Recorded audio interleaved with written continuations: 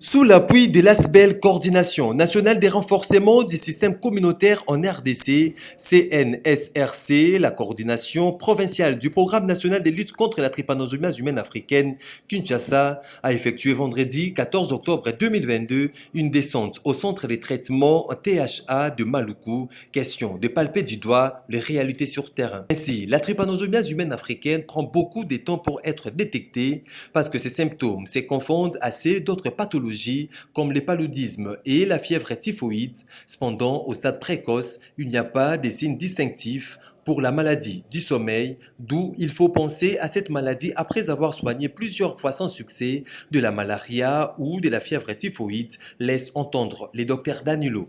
On suspecte les malades ici sur base de deux grands critères. Le premier, ce sont les critères cliniques, les symptômes que le malade présente. Mais aussi, généralement, on tient compte de la provenance. Comme on sait qu'il y a beaucoup de zones endémiques dans le voisinage, et il a cité les provinces actuellement les plus concernées, le Grand Bandundu, le Do-Kassai.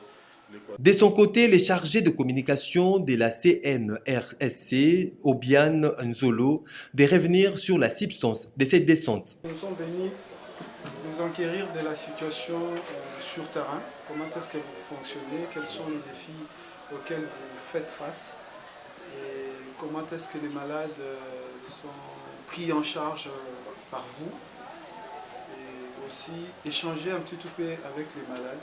Dr Léon Fingo Mabiala, responsable du centre de diagnostic et traitement de la THA Maluku, de révéler certains défis auxquels fait face les 10 centres pour son fonctionnement. L'équipe qui sont chargées sur le dépistage, le diagnostic et la prise en charge du cas de THA ici, dans la zone de santé. Je dirais même national, parce que le centre est connu, c'est le premier centre de la maladie sommeil.